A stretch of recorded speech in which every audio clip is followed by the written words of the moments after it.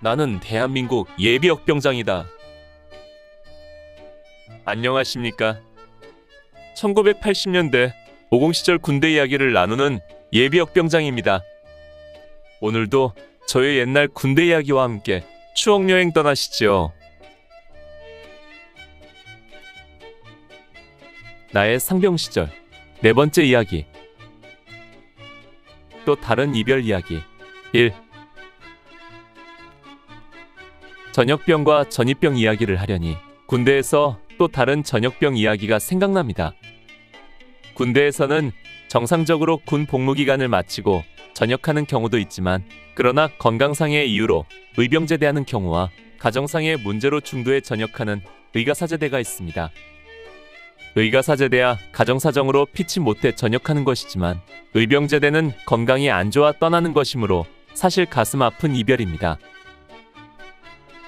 1981년 여름부터 1982년 초에 걸쳐 우리 소대에서는 이 같은 의병제대로 두 사람의 전우를 먼저 보냈습니다.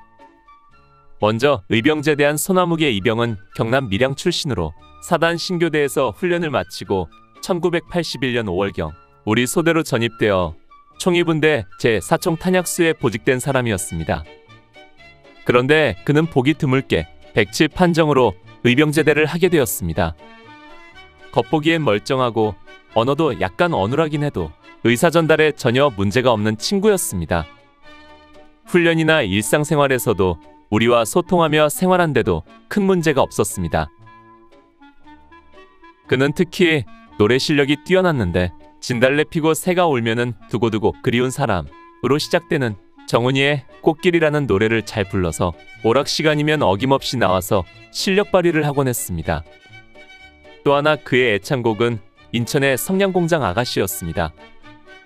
구성직에 그 노래를 부르면 전우들은 모두 자지러질 정도였습니다.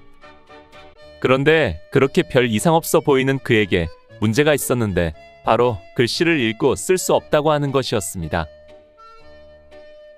처음에는 그 누구도 그가 그런 문제가 있다는 걸 알지 못했습니다. 그런데 전입된 지 얼마 뒤부터 그는 문서로 전달된 내용을 파악하지 못한다는 것을 알게 되었습니다.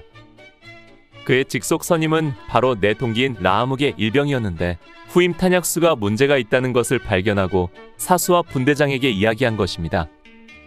이런 사실이 알려지자 먼저 소대 내에서 고참들과 선임하사가 다양한 방법으로 그를 시험했습니다. 처음에는 그가 장난하는 줄 알고 윽박지르고 기합도 주고 달래도 보았지만, 본인 스스로가 그를 알지 못한다는 데는 어쩔 도리가 없었습니다. 군인이 글씨를 해득하지 못하면 중요한 순간에 문제가 발생할 수도 있는 중대한 사안이었습니다. 결국 소대 내에서 해결하지 못하고 선임하사는 중대에 이 사실을 보고했습니다. 중대에서도 역시 여러 가지 시험을 해보았지만 본인이 글씨를 읽을 수도 쓸 줄도 모른다는데 다른 방법이 없었습니다. 결국 중대에서도 대대로 보고를 했고, 대대에서는 의무대로 넘겨 검사를 받게 했습니다.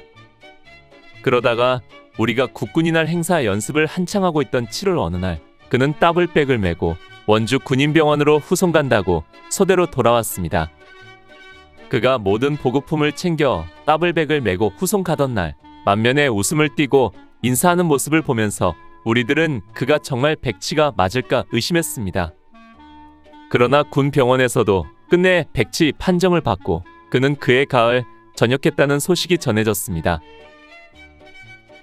이렇게 그는 의병제대를 했지만, 그 후로 그에 대하여 우리들 사이에서는 설왕설래 말이 많았습니다.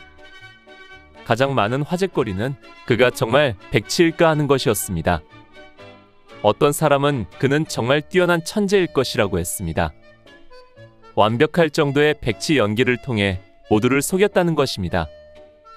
말을 못하거나 듣지 못하는 선천적 장애가 아닌 후천적으로 배우고 익히는 분야인 글을 읽고 쓰는 문제이기 때문에 얼마든지 연기가 가능하다는 이야기입니다. 설마 그렇지는 않았겠지만, 그러나 몇 가지 이유에서 그 뒤로도 그가 거짓으로 백치 행세를 했을 것이라는 말이 나돌았습니다. 그 한 가지 이유는 그렇게 아무것도 모르는 사람이 훈련소에서 그 많은 암기사항을 어떻게 외웠을까 하는 것입니다. 물론 노래 가사를 외워 부르는 것을 보면 외우는 데는 전혀 문제가 없었습니다. 그런데 그렇게 암기력이 있는 사람이 글씨를 모른다는 것이 이해가 가지 않는 것입니다. 훈련소에서 고문관으로 몸으로 때우고 버텼을 수도 있겠지만 그와 동기로 들어온 사람들조차 그에 대해서는 전혀 아는 바가 없었습니다. 만약 훈련소에서 그의 그런 문제가 발견되었다면 입소문을 통해서라도 동기들에게 알려졌을 것입니다. 그러나 우리 소대에도 그의 동기가 있었지만 그런 내용은 전혀 알지 못하고 있었습니다. 또 하나의 이유는 그의 아버지께서 그에게 편지를 보내왔는데 공무원이라는 그의 아버지는 국한문이 혼용된 편지글을 보내왔던 것입니다. 아들에 대해서는 누구보다도 더 잘 알고 있을 아버지가 아들이 읽지도 못할 편지를 보냈겠느냐는 합리적인 의심입니다.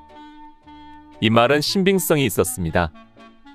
나도 그 편지를 보았는데 백치 아들에게 보냈다고 믿어지지 않을 만큼 한문까지 섞어서 쓴 편지였던 것입니다. 우리들은 그 편지를 가지고 그에게 들이대며 추궁했지만 자기는 모른다고만 대답할 뿐이었습니다.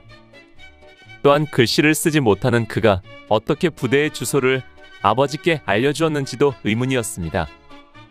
그 당시는 자대에 전입되어도 얼마 동안은 자신이 어느 곳에서 근무하는지 부모님은커녕 그 누구에게도 알려줄 수 없었습니다. 나도 자대 배치된 뒤 고향 가까이 사는 선임이 휴가 나갈 때 그를 통해서 겨우 부모님께 내가 양구로 배치되었다는 것을 알려줄 수 있었습니다. 이런 상황에서 그의 부모가 아들에게 편지를 보냈다는 것은 그 자신이 어떻게든 부모님께 우리 부대 주소를 알려주었다는 생각을 할 수밖에 없었습니다.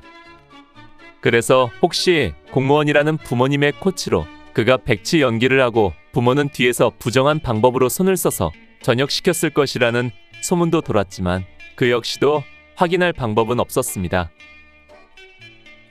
또 하나 내 개인적으로도 그에 대한 의문점이 있습니다. 그가 전입 온 뒤에 나는 그에게서 자기 고향 친구 아가씨를 펜팔 친구로 소개받았는데 이때 그는 그녀의 주소도 정확히 불러줬습니다. 그 이후 나는 그가 소개해준 아가씨와 많은 펜팔 편지를 나눴지만 그의 학교 동창인 그녀에게서 그가 학교 때 그를 알지 못했다는 이야기를 듣지 못했습니다. 물론 대놓고 직접 물어볼 수는 없었습니다.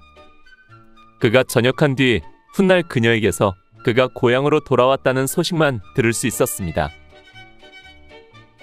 아무튼 이러저러한 이유들이 있었지만 그는 끝내 백치 판정으로 의병제대를 했고 내가 전역하면서 그가 소개해준 아가씨와의 펜팔도 끊어져 그에 대한 소식은 더 이상 들을 수가 없었습니다. 오늘 추억여행에 함께 해주셔서 감사합니다.